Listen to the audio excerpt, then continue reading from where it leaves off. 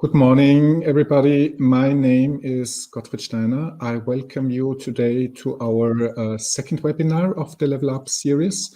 Thank you very much for joining and participating in today's webinar. And our today's topic is the customer originations process. And the presenters today will be Jennifer Rowie, myself, and Neil Stevenson. And if we could go to the agenda, I give you a short overview. We first to housekeeping.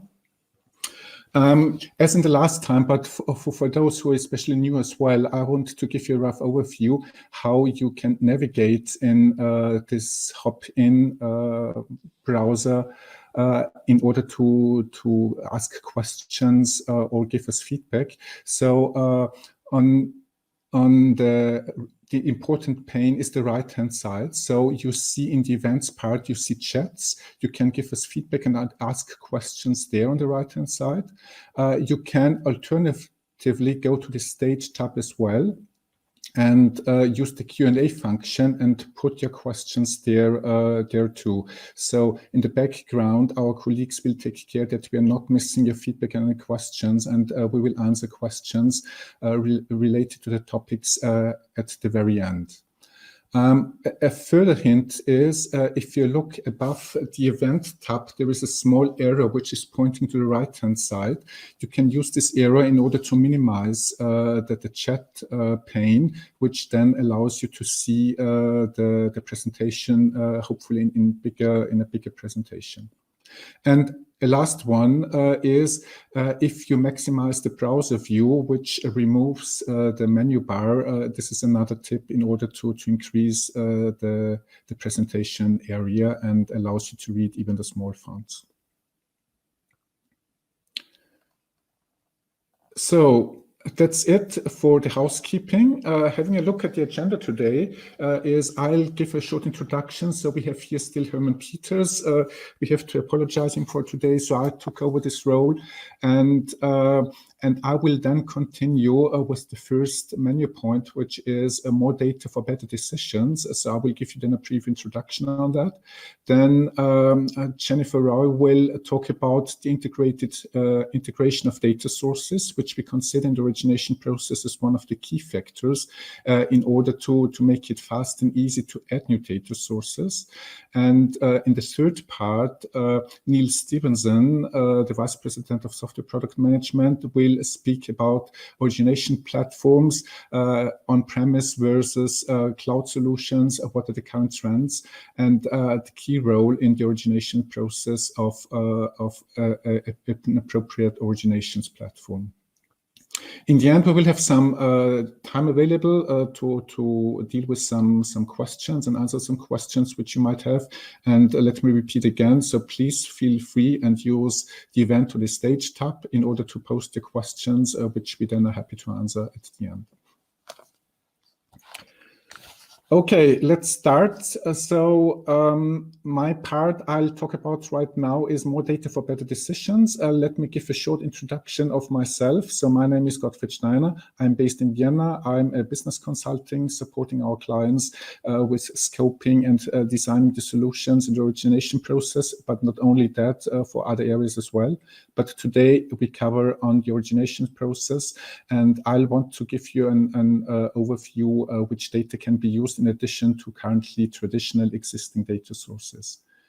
So if you have a look at the next slide, you see three areas, and I think in those areas here we see the importance of the data, and it's not just that we have to connect on the right-hand side the data sources to production. We have to use it on the left-hand side for the modeling as well. So once we have data, we use it for modeling. This will be covered by another webinar in the Level Up series. And once the model is available, we go to the middle part and we use it then for decision making, which is usually done in PowerCARE strategy management, where we implement the models, where we implement the rules, where we are testing and doing simulations. And when we're happy with the strategies, we go in production on the right-hand side. And of course, in production, we pull all the real-time data from all various data sources. And Talking about originations, we have on top here the traditional data sources, which is first of all application data, which comes in from the applicants or from the customer. Then from branches, we have the back office or front office. They might add some data as well. And of course, finally, your systems where you have existing customer data available, you enrich, of course, your decision-making with your own data as well. On the right-hand side, we see the traditional data sources, which is typically the credit bureaus, the local ones, and open banking is a new one. I will talk about that as well. And I will talk about the other data sources, which we currently see as the data sources which add additional benefits to your decision-making and help increase the degree of automation and increase the precision of decision-making. Okay, then I would suggest we go to the next slide. Yeah, thank you. That's the 4 data sources I would like to talk about today in my part here for the next 15 minutes.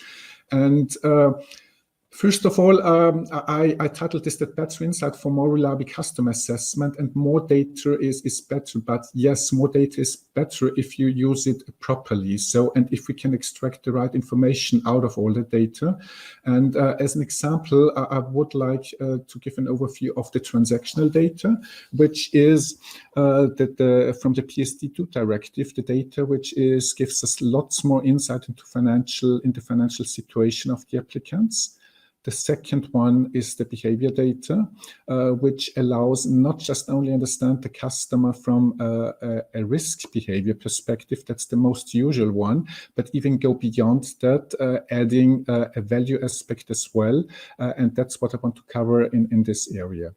The third part is worldview data, or you could in more general terms call it more marketing related data, more demographic data, where we are taking the address of the applicant and enriching this with information for specific customer profiles, for example, customer types, early adopters, and so on. And this can be quite nicely used as well in order to refine and make better decisions. And the last one is web data insights, which we use for small and medium enterprises, where we use data from the web, which is freely available, and enrich scoring models with it in order to increase the predictive power of our SME scorecards. Okay, then let's start into transactional data. So this is the most common known one from the PSD2 directive, and we see it already being in use in many of our clients. And the key point here in terms of customer perception is that many customers are not very open in sharing it, depending on countries, of course, and depending on younger versus older populations. And for some of our clients, we implemented and supported here is getting it implemented as a second chance. This means if I'm as an applicant, I'm not willing to share my open banking data, I proceed my application without it. And if we see in decision making, it's neither a clear-cut decline or a clear-cut accept, we would go back to the client and say, okay, we would like to keep you as a client, but we need more financial insight, more details about your financial situation. And therefore, we would ask you to provide us with your account details from the other organizations so that we have a better understanding. So we see this as a second chance before declining a client and saying, okay, share more data with us. We have a more reliable insight. This would give us a better opportunity in being able to tailor a specific offer for you, either with increased terms or reduced loan amount, and thus helping declining less customers and keeping more customers or winning more customers. How does it work in the end? So usually the client has to provide, that's in the graphic shown on the bottom here, on the left-hand side, the client usually have to provide some credentials. If the credentials for his accounts are provided, we can draw the data out of the bank accounts from the other organizations. everything is pulled together and put through a categorization engine. This means we have to do some data interpretation and understand what transaction stands for. And this is in the third step then aggregated to a customer profile or to some financial KPIs, which we then can use for decision making. And this typically in aggregation can be done in strategy management, and then the decision can be refined, and the affordability calculation can be improved. The calculations, of course, will be much more comprehensive than if we just get the data from the client and have to check the payment slips and not even knowing the expenses or type of expenses a customer usually has. Yeah. It's very practical as well for early warning signs. So if we have all the transactional data, we are able to see any problems in the past which the client was having, or any chargebacks. So lots of very useful information in order to see some stopping criteria, or even better, to refine the calculations and refine the decision making. So going to the next one, after transactional data, this is the behavior data. And if you could please turn the page. Thank you. And of course, transactional data is behavior data, but what do we understand by behavior data? It's usually the data which you have already available from existing customers in your organization. And if we are talking about behavior data, and the most common one, and everybody thinks about, is behavior scoring, about PDs, LGDs, and the standard Basel II reporting. But we would like to think a little bit beyond here and saying behavior data is clearly much more than just risk-related data. We see much benefit in application processes if you include more risk indicators and more value indicators for decision making. And in the example below, you even see on the right-hand side some fraud information, because if I can even get this from the usual transactions, if the client had in the past was using different devices, where we are spotting, okay, the client obviously is changing his devices for online banking, this might be okay. But if we see too many switches there, the colors might change from green, which we see here, to red, and saying, okay, there might be an issue. Knowing this already in the application process, combining it with the application fraud detection system would be a very powerful additional insight in making fraud detection here much more reliable.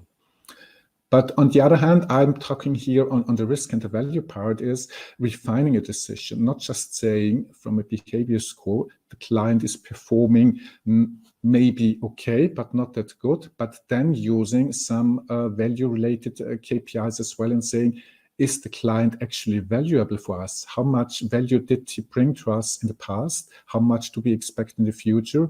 And if you have this information available, I think that if you have several persons with the same riskiness, it makes a huge difference which type of decisions you're going to make. Yeah.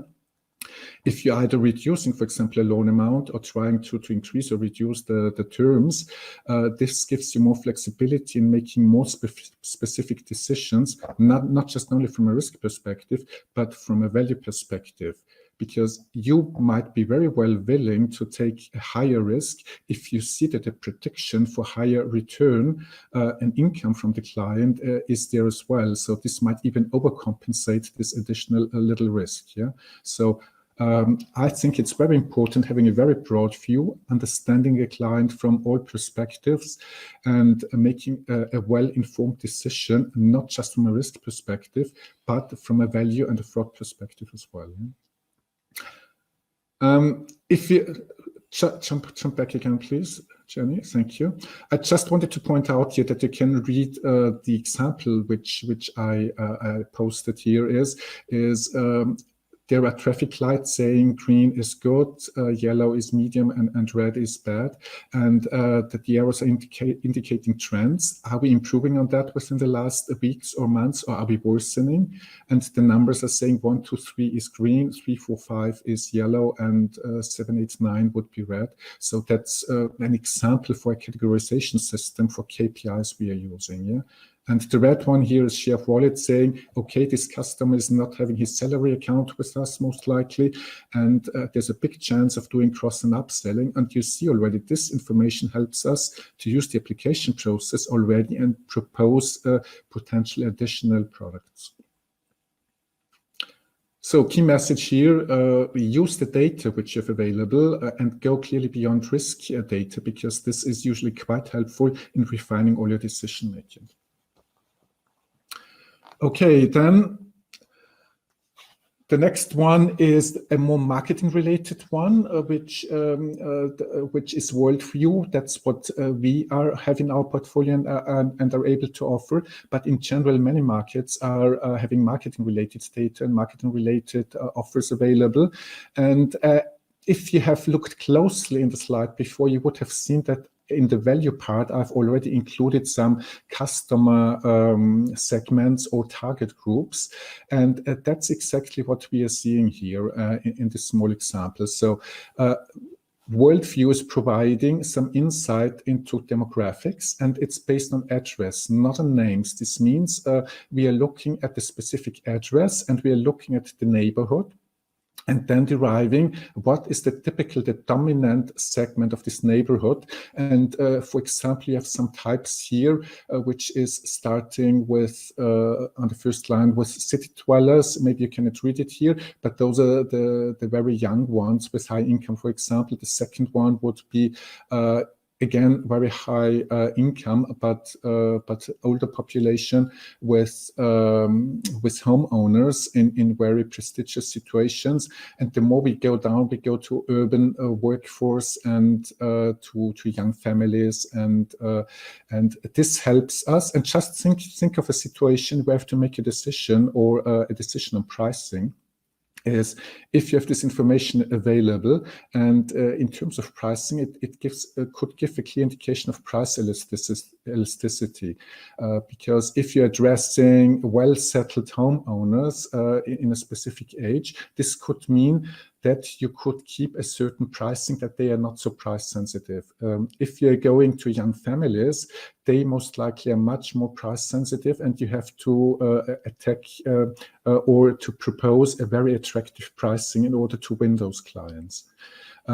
So this information helps to enrich the risk information, gives us a clear, better insight.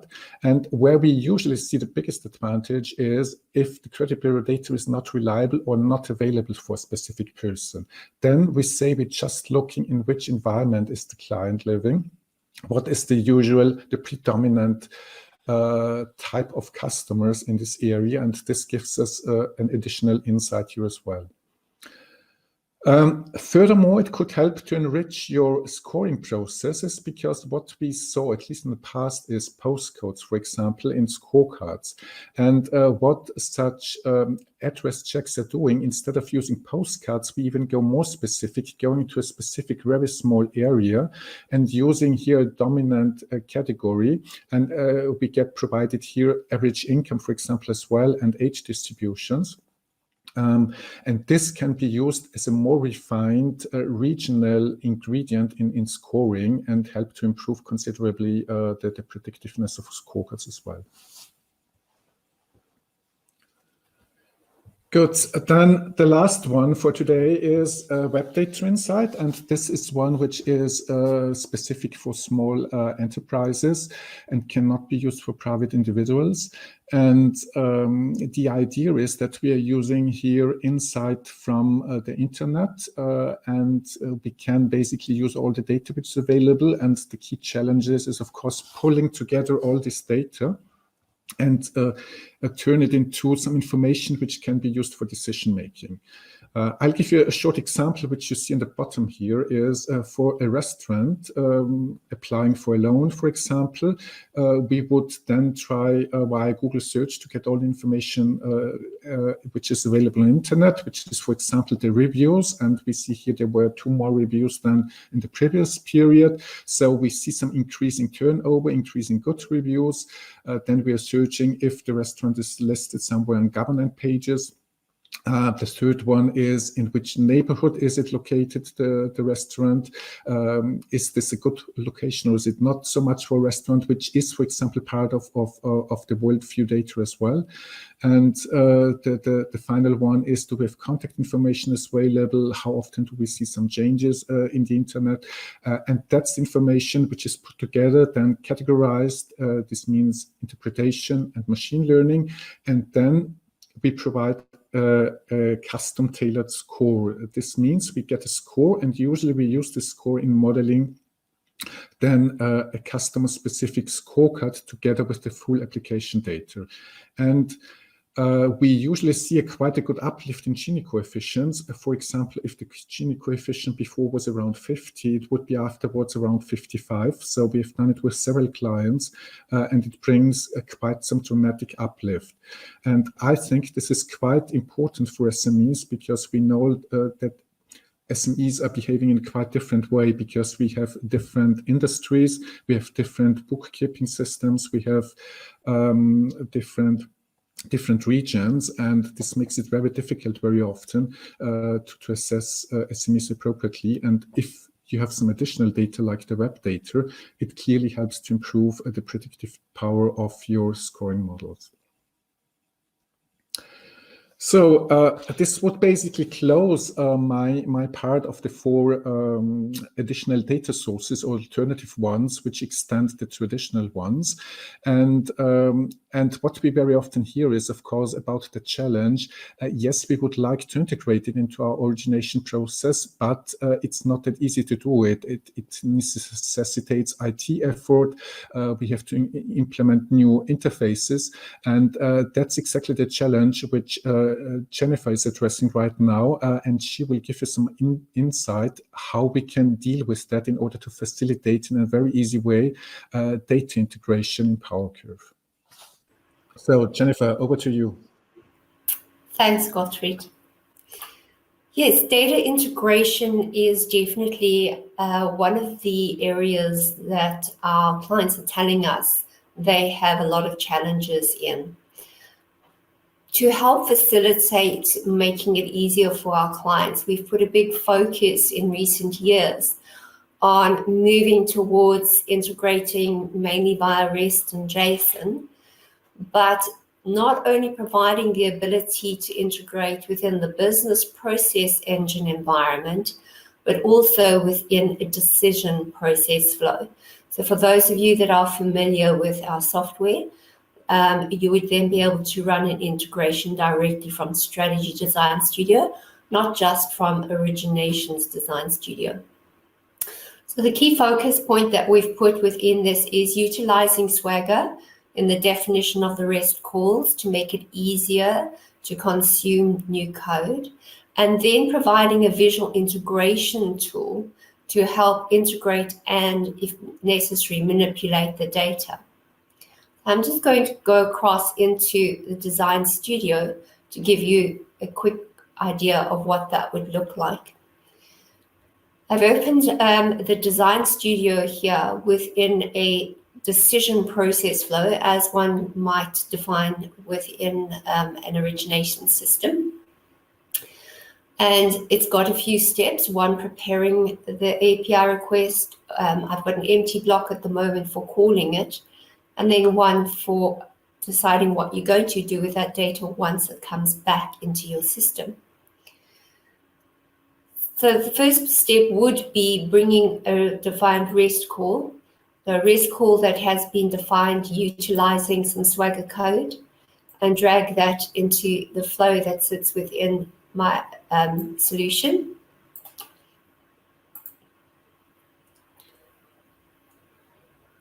Then once I've got it in my solution, I need to decide what I'm going to do with the data, how I'm going to map it to an area of the system that I can utilize for my decisioning strategies. So we do this using our data transformation, our visual data transformation. On the left-hand side within the data transformation screen, you'll see the source of the data that's coming in on this REST API. On the right-hand side, you'll see the target of the logical data source within my decisioning solution. So where there are these little blue ticks, I've already mapped some data in. If it hasn't been mapped, there will be no data ticked next to the logical data. And in order to map something new, it really is as easy as dragging and dropping. So for instance, if I take the gross annual income from my source data, I can drag that and map it onto my gross annual income in my logical data source. I then have the ability in this central pane to do some manipulation on the data if it's necessary in order to make it usable for my solution. So as an example here, I have taken the date of birth and used that together with today's application date to derive an age. Or in this instance over here, taking the first name, last name, middle name, and title, and concatenating that into a single field. And this is then done using a variety of functions that are available within the software, such as hashing, manipulating nulls, or as I've shown above, concatenating various fields. This then will be available both within our on-premise and our cloud solutions. And again, when we start looking at what are our clients telling us that they are finding challenges with today, it's the flexibility of their platforms. So although we are also within our software enhancing changes like this to help speed up delivery of technical elements and to provide business users with easier ways to bring in data, the next thing is, what does the platform look like that will help you as businesses deploy more easily into the future? So for that, I'm going to hand over to Neil, who will take us through what does an originations platform look like today to assist with this. Thanks, Jenny. Good morning, everybody. Hopefully you can hear me okay. Delighted to join this session. I'm a VP in the global product team within decision analytics at Experian. Been in Experian a very long time and seen the evolution of our software and our business over many years, and now responsible for rolling out our decisioning software as a service in the cloud. If you flick to the next slide, please, Jenny. So what we're seeing around the world is that software as a service is becoming a standard way of consuming services from vendors like ourselves and many others. So I think everyone's very familiar with it, sort of the Salesforce model, and many of our clients are using that organization. They were the genesis of software as a service. And we're looking in terms of how we supply software to be very industry standard in the fact that it's software as a service, it's secure, we automate updates, we provide APIs to consume those services, and we run 24/7. But where, and as to this conversation about the key areas of this are the specialization of our tools to service the needs of our clients, which is about providing agility, as Jenny just demonstrated in the tool to connect to data sources, and to give control to our clients. And traditionally, as we talked about in this session, we've had a product in market called Strategy Management, PowerCurve SM, which has given the risk teams the window into changing the models and the strategies. We're looking more and more to expand that capability to be more flexible and dynamic across the entire originations process. If you want to flick to the next slide, please, Jenny. One of the key aspects of this flexibility is looking at the wider ecosystem, not just in the actual operational originations process, but also in how data and analytics come together outside of that platform and feed into the decisioning process. So worldwide, Experian has been working on a platform to enable a big data platform to enable bureau data to be merged with customer data and to create a super set of data that can be used for analytics and drive into an analytics workbench. We're seeing many of our clients do that as well. And so, our philosophy is to support that process, whether it's with us or with our clients, to enable the more effective use of analytics and all the fantastic data sources Gottfried described. If you build the slide, Jenny, please, to the next one. What we've done with PowerCurve is we put PowerCurve into the cloud. We're on an evolution of PowerCurve into the cloud. The key connection between the analytics and PowerCurve is around ingesting models within PowerCurve that come from the analytics environment. And we're seeing models, not just regression models now, but random forests and gradient boosted models, neural networks, models that often contain many hundreds, if not thousands, of variables coming to us from these systems. And rather than recoding them in our product, we're ingesting them as they are from a multitude of different languages. And I think that flexibility of taking models much more rapidly into production decisioning is a key aspect of flexibility and dynamism. It's understanding those new data sources in the analytics world. And then, as Jenny described, enabling business users to plug those data sources into the actual operational decisioning environment as and when it becomes apparent they are very predictive and enhance the customer journeys. If you just finish the build, please, Jenny, thank you. The last piece we're thinking around in this space is how do we complete that insight to action cycle? How do we get the decisions and the actions from the real world back into the analytics world, and how to enable the analyst community to refresh those models to get the deeper insight? And clearly, this kind of draws the opportunity going forwards, and more to do here is, can you start to automate this insight to action cycle, which I think is the panacea that organizations are looking at around the world, albeit that we need a lot of focus on how do we make sure that the process is fully transparent, it's documented, we can explain exactly what we've done to every single customer, so that we can show that information to regulators. We can be very clear we're doing this in a right and proper way. Just move to the next slide, please, Jenny. So many of you may be familiar with strategy management. It's been at the heart of our product set for many, many years. It still is in the cloud, in our SaaS world, the key product that allows business users to go in and change the business dimensions of that originations journey. So we go and get data, we apply a model in strategy management, we apply segmentation rules that decide, is this person, the right person for this product? If not, what product should we offer them? And what kind of limit do we give them? And we go through an iterative cycle, calling data sources, making decisions. And depending upon the country and market you're in, depending upon the data sources available, that could be 2 or 3 decision points. It could be 10 or 12 decision points. We often see it related entirely to the data assets available. And obviously, as you extend those data assets into new predictive data, you can extend the number of calls and how that data is used in our product set. But it's all about having that flexibility in the tool set, and the flexibility you're probably familiar with in the strategy management piece. If you flick to the next slide, please, Jenny. But obviously, the originations ecosystem is broader than just that decision engine. So in this diagram, I describe more holistically the fact that there's a number of core elements to this journey of taking our customer, our applicant on the left, to become our happy customer on the right. And that includes taking data typically now in the world we're in today, driven even more by the COVID pandemic, the digital journey from a phone or from a computer that would send us data through an API. We pull data from other sources, we create scores, we run the decisions, and we push that data back to our clients and the downstream processes.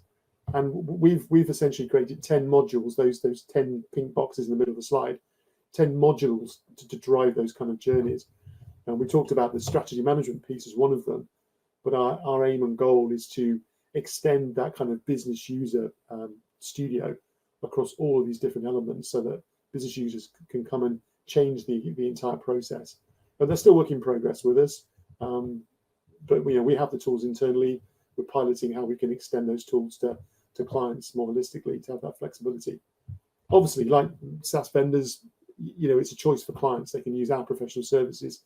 They can do it themselves. They can do a blend of the two. And I think that's probably where the most common solutions will be, is where we blend our professional services with our clients.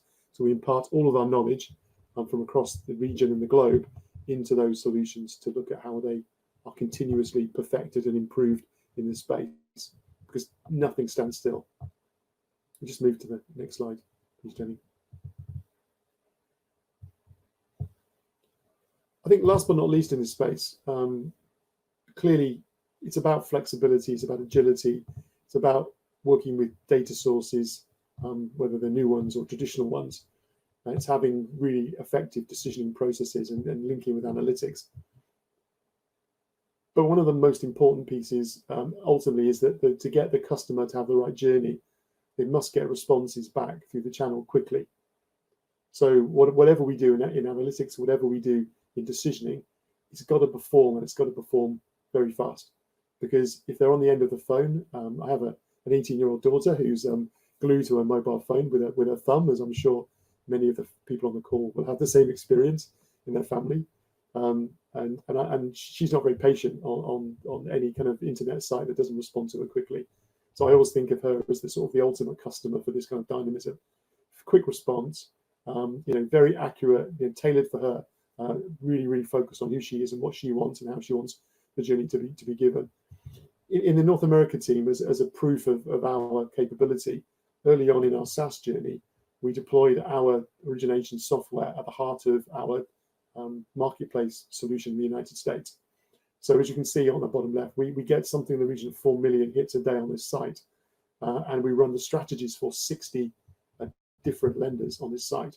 And we thought this was a great way of testing, quite a risky session for me as a global product guy to put this in front of my US colleagues to get them to test this for us and put it out there. But we run 60 strategies across different clients. We call the credit bureau. We make 7,000 attributes in these calls, and we stream data back to clients in super high performance way. And we're squeezing hundreds of transactions a second out of this platform. And response times are less than a second overall, and power curves running in a couple of hundred milliseconds. So super high performance, and it's all upgraded as we'd expect from a SaaS solution without switching it off. But the key thing is the performance. We've got to get back to the customer quickly with the right information. And so that was our challenge. As a service, we're using cloud, we're running on AWS, and across the world, they're our partner in the space. We're able to scale the technical environment to support this high performance. So it's the perfect combination. We talked about the flexibility of connecting to data through our PowerCurve software, the flexibility of making the right decisions, ingesting the right models to predict the customer behaviors. And this example is the embodiment of what we're doing in this space inside Experian. We're on a journey. We have dozens and dozens of clients already signed up and in mid-project, and some have already gone live with this new technical capability in the cloud and experiencing and benefiting from this dynamism. And I think as we talk about how we evolve going forwards, this is the key piece. It's all those tenets of flexibility, high performance, and using cloud platforms to drive that ultimate power and dynamism in the solution. So I'll stop there, Jenny. I'll hand back to you. Hopefully that was useful, and obviously we can take questions in the follow-up. Thank you.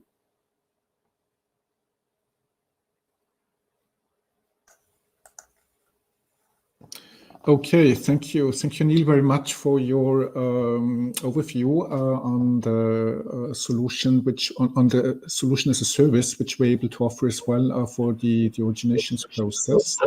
And I wanted to summarize and pick up on that. So Neil, if you could go on mute, please, that we avoid reflections. Many thank you. So to sum up, basically, as Neil mentioned, basically, the overall process is more and more driven by customer satisfaction, predictability and reliable models, as well as fast integration and fast time to market. And what Neil showed you and what Jenny showed you as well is that we are more and more working towards the direction that it's very fast and easy to integrate additional data sources, change your models, include even machine learning models, and then being very fast on the market and providing these new predictive models along with more customer satisfaction to the clients. And if we go to the next slide before we're going to answer some questions, I would like to summarize this as well with the next sessions, which will take place in the next weeks, because some of them will pick up on the topics we just discussed as well. For example, integration of machine learning and artificial intelligence, which will be the last session here on 27th of October. Another one on 13th of October, which will be run by me, will be the data feedback loop and the integration of machine learning in PowerCurve strategy management, and how important it is to close the feedback loop. Because coming again back to data, we have to use the data in the production process and immediately assess, without too many complicated internal processes, the impact of our strategies, and being able to change them within minutes or hours, and if necessary, go live overnight and roll them out and immediately monitor them. Yeah. And the next session actually will be on 29th of September, where we are discussing the customer relationships and giving you insight on that. And on 6th of October is then the collections management, where we show into the end of the customer life cycle. Today we were at the beginning with originations. Then we will look at the customer collections process in order to get back outstanding exposure if it's due for repayment. And the next one, customer relationship. Sorry, the first one I wanted to mention again. This is about the customer management part, about the middle one. Yeah, this will be on 29th of September. So, but back to the questions, and I saw there was one question posted for me, and just a second. And this question was that. Just a second. So that we have multiple data sources, which I was presenting to you today. And the question was, how flexible is PowerCurve originations for a client to add their own data sources? So I presented that's true, external data sources, and of course originations, the traditional data sources which I mentioned as well. It's absolutely key that we integrate all the data available, of course, from your systems as well. And for PowerCurve originations, it does not make much difference if it's an external data source, an internal one. We have to make sure that we get all the data, and the data interfaces can be integrated using various technologies. And as Neil mentioned, it's absolutely key that we get the real-time data as fast as possible, because the clients are no longer willing to wait, so that we are not annoying clients with long waiting times until we are getting back in their app or on the website with answers. So that's definitely a green light. PowerCurve is absolutely flexible in integrating all data sources which you need for application decision making. And for one client, we were recently delivering, or 1.5 years ago, delivering an origination system. We have included more than 20 data sources, where about 12 were internal data sources, and about the other one were external data sources. Just an example, we are used to do lots of integration of data sources. And this doesn't matter if the solution is in the cloud as a service, as Neil just mentioned, or if it would be on premise, what's the more traditional way. So it works in both ways. So let's check for other questions. So I got another question, and I think this is directed towards Jennifer. So, is what you showed, is it designed so that the business can manage, or would it have to be done by the IT department? So the question basically is, do we always need an IT department? For which parts and do we need an IT department, and what can be designed by the business user? Definitely, we've tried to put a big focus on the business users being able to manage as much as possible in the integration process. So I'm hoping from what I showed you in the design studio that you can see, especially from a mapping perspective, taking data that's come in from interfaces, manipulating it and mapping it into what you use for your strategies. It is easy for a business user to be able to take control of that. With the physical interface, with defining your REST calls, it's going to depend firstly on the level of expertise of a business user. It's possible that you might need a more technical knowledge in just creating it, but it also has a dependency on the infrastructure within your own organization. A lot of our clients utilize their own enterprise service buses and require that any integration inside the organization goes through that enterprise service bus. So if the interface does not already exist there will be a requirement for IT involvement. Going into the cloud, we would hope that we can help ease a lot of that with a fairly standard integration between your own environments and our cloud environment. And then within the cloud environment, all of the integration being done directly from the Power Curve. Neil, I don't know if you'd like to add anything there. No, I totally agree, Jenny. I think absolutely right. I mean, the more we can open up our software for use by business users to take the pressure off the IT teams, I think there's also an element of ensuring that we follow the relevant IT governance processes within organizations. But the more we can enable that to be lightweight and the business users manage and make the changes, all the better. So absolutely, that's as Jenny said, that's where our product set is going in terms of opening up to business users across the board. Yeah, I think we have another one for you, Neil, which you maybe could follow up on is, so the question is, what are the key challenges that your clients are facing in moving to the cloud? Sure. I think and I think every organization on this call will be looking at how they move their core systems to the cloud. So we're seeing many organizations with very big technology programs moving some of their core account management, core banking platforms, etc., into the cloud. They're massive programs.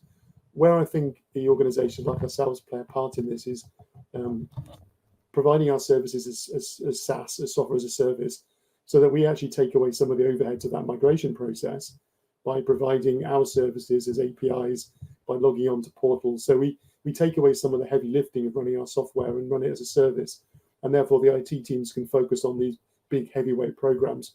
And I think those challenges in those programs, they are, every organization has to deal with them in their own way. So that's one challenge that they're looking at that big program. We can help by moving to SaaS and support it that way.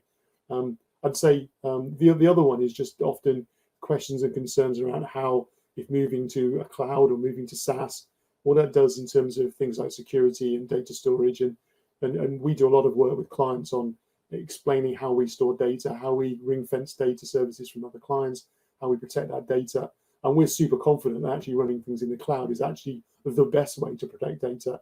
And Experian is working closely with AWS across the world on many different fronts to run our services with them, because we feel as a vendor they are super robust and the best way of doing this for our company. Okay, thank you, Neil, for this answer. So there is another one which I might pick up. So currently we are concerned with customers dropping off during the acquisition process. Do you have any recommendations or use cases that addresses this issue? That's a very good point, because we several times get this question from clients, and of course it's key here, as already mentioned in Neil's presentation as well, that it's key reacting very quickly and not asking too many questions. But of course, in order to be legally compliant, we have to get some documents and some data, of course. So I'll give you an example. What we did in one case is where we said, okay, even if we can give a final quick approval and cut the time back for the approval process, at least we could give a preliminary okay. And if a customer has, within the very first few minutes, green lights that we're saying, giving that the data you're estimating or giving us is okay, we are willing to approve you. And then the customer usually is more willing to spend the additional time, maybe finding some documents or uploading additional documents in case of a digital channel, or going to the branch. So For such a purpose, for example, we even reduced and simplified affordability calculation, because the idea is saying if we have a really honest client, a client who is aware of the financial situation, they able to key in roughly their monthly expenses and their income, and it should be roughly correct. Yeah, we are not bothering them with all the details and filling in a full affordability calculation sheet. But just asking the right figures, and then of course asking for the details in order that we can make some first assessment, some first affordability calculation, and this should be easily doable within 5 minutes. So it shouldn't take the customer more than 5 minutes to fill in a few pages, and we would be then able to get back and say, given on the information, if you're not cheating, that's we would accept you. If the client was cheating, it's anyway his fault. If it would turn out that later on the income is not as high, the expenses are much higher. So this is the responsibility of the client. But this helps in order to get early commitment and saying, yes, you're welcome. We see already with the information you gave us, you provided to us, we see green lights here, and it's worth that we're going through the next steps which are necessary from a legal perspective. And stay with us, and we make sure we are able to fulfill your wishes, and be able to provide the product you're requesting here.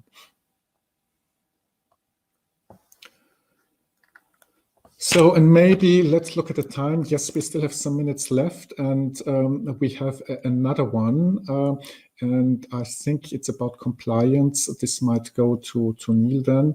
So our compliance department is constantly after us for documentation of process and exceptions. Will PCO, Power of Originations, be able to provide that or support on that?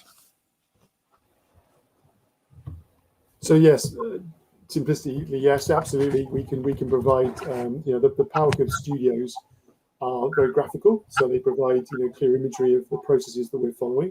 So that includes the core kind of orchestration process I talked about in terms of where we pull the data from, where we call the decision engine. So all the different levels and components of the software are kind of displayed graphically in the software. We have standard print functions. Many of our clients take those mixed with some of their own documentation to provide the full end-to-end view for regulators and their internal teams. We even see very common is that actually some of the internal sign-offs for particularly strategy changes are done with the software itself. Obviously, we understand the need for printing things out and having documents. That's inevitable in the industry we're in, so heavily regulated. But actually, adding agility by actually reviewing and deploying together. And if we need to go to committee to review and deploy strategy change, use the actual software itself as the vehicle, the understanding, the imagery of Power Curve, because it makes it more understandable. But I think so. There's a blend of the two. Yes, documentation, but also using the actual studios, the actual visualization that Power Curve provides to understand, internally. That you may even be able to show this to regulators as well, and actually walk them through the strategies and the actual capabilities you're deploying. And the fact it's all version controlled and you can step back through different versions to show exactly what you did is extremely powerful. So I think the answer is yes. We have lots of options for how we can take that to regulators. Okay, thank you, Neil. So I'm just checking the question and answers panes if we missed any question. I think we have answered all the questions. So thank you very much for your participation and listening to us today. I want to close in order to say that this webinar is of course recorded. We will provide that information to you where you can download and rehearse the webinar basically and have another look at it and get the material. Please remember the next webinar will be next week, as I mentioned, about customer management, where it's about how to deal with the ongoing process of existing customers and make regular assessments on that. So we hope we see you next week in this format again, and we hope you find some time to log in. So thank you very much for your participation today, and I hope it brought some new ideas to you, which you can take into account for future changes or in enhancing your data sources in your origination systems. And thank you very much for your participation and have a great day and hopefully see you next week. Thanks a lot. Thank you. Thanks, Gottfried.